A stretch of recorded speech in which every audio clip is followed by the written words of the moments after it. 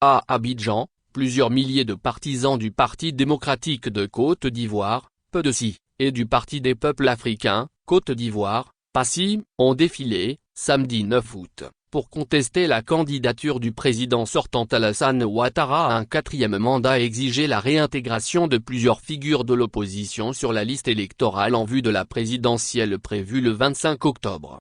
Le rassemblement, organisé par le Front commun réunissant les deux principales formations d'opposition, s'est tenu dans la commune de Yopougon. Les manifestants ont scandé des slogans tels que « On ne veut pas de quatrième mandat » et « On veut la candidature de Babo et Thiam », tout en brandissant drapeaux nationaux et bannières partisanes. Les leaders du PDC, Tidjane Thiam, et du PASI, Laurent Babo, sont exclus de la course présidentielle à la suite de décisions judiciaires. Le premier pour des questions de nationalité, le second en raison d'une condamnation pénale. C'est une mobilisation historique qui montre que le peuple est debout face à l'intransigeance, a déclaré Noël Akossi-Banjo, vice-président du PDC. De son côté, Sébastien Danodjadj, président exécutif du PASI, a présenté cette marche comme un avertissement au pouvoir, dénonçant un mandat anticonstitutionnel et réclamant la réinscription des leaders exclus. En plus de M.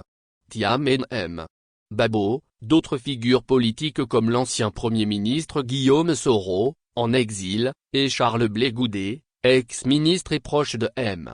Babo, sont également écartés du scrutin en raison de condamnations judiciaires.